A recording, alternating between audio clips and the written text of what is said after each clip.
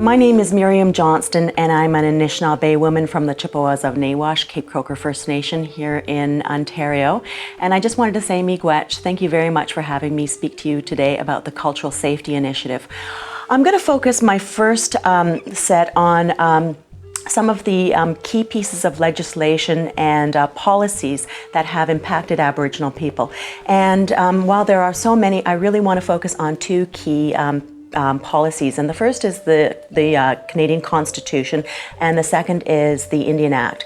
Now, the Canadian Constitution gives the federal government responsibility for Indians and lands reserved for Indians. However, that very same Constitution also gives the provinces responsibility for health care for all the citizens in their provinces.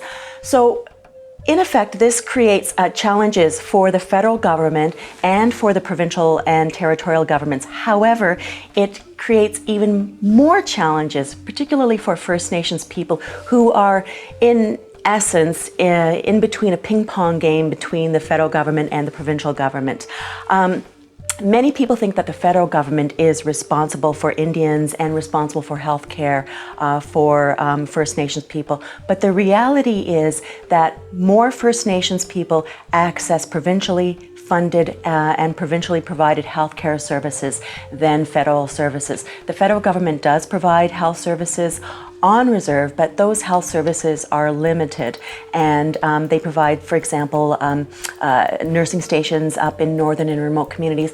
But most First Nations people can and do access healthcare services just like anybody else in Ontario. They access hospital services, they access physician services that are all provincially funded in Ontario. So the other policy that I really want to touch upon is the Indian Act.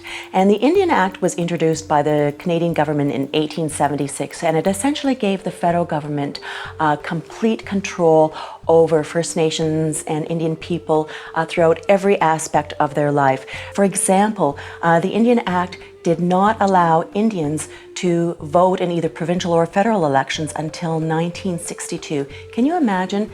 Indian people did not have the right to vote until just 50 years ago this year.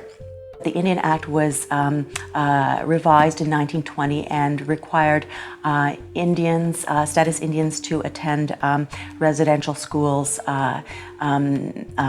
across Canada.